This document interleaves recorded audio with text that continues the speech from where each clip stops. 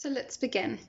In a large pan or non-stick skillet, add about a tablespoon of olive oil and let it heat for 30 seconds. Then add your onions. We're going to saute these until they're golden. Great, so my onions are done. I'm now going to add some cabbage. I also use mushrooms in this recipe as well, so feel free to add half a cup of mushrooms instead of half a cup of cabbage. I'm also going to add some garlic. I don't have any fresh garlic today, so I'm adding a sprinkle of garlic in there as well. Mix through and keep cooking until your cabbage or your mushrooms start to sweat slightly and soften.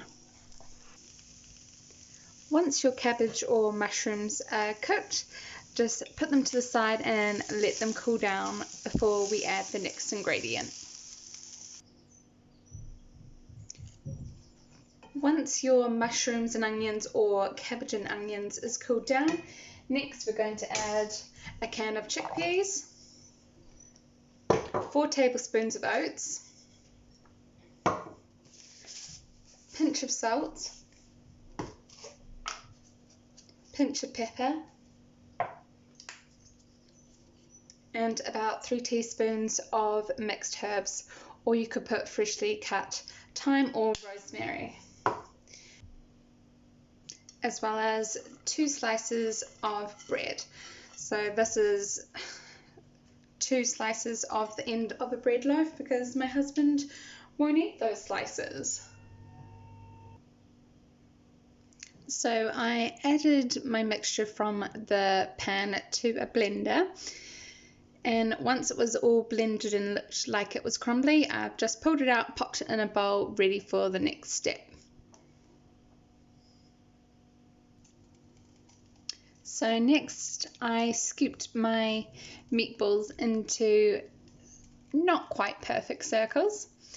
Again, it depends how big you decide to scoop your meatballs for how many you get.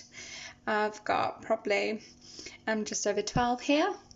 So next we're going to pop them into a hot pan with a couple of tablespoons of olive oil.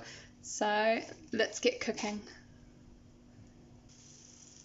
When cooking your meatballs, you don't want to overcrowd the pan, so I've just popped 6 meatballs in here to cook, and I'm going to rotate them as each side gets golden.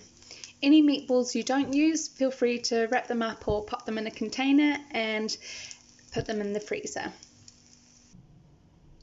So my vegan meatballs are now cooked. They're in the pan for about 8 to 10 minutes, just rotating each side. So these meatballs again can be frozen prior to cooking in your pan, but also feel free to pop them in the fridge and serve them the next day. Usually I'd serve these with spaghetti or zucchini noodles with a bit of tomato pasta sauce. So hope you enjoy, give it a try, and see you next time.